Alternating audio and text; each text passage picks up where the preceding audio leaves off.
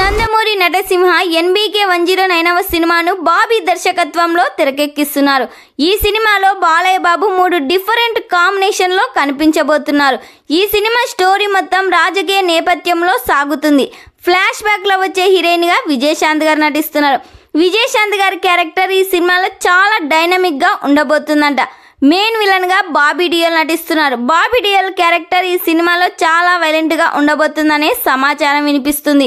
ఈ సినిమా నుండి త్వరలోనే మరో ట్రైలర్ను రిలీజ్ చేయబోతున్నట్లు సమాచారం వినిపిస్తుంది. మరి ఈ సినిమా ట్రైలర్ కోసం, టైటిల్ కోసం మీరెంతమంది వెయిట్ చేస్తున్నారో కామెంట్ చేయండి.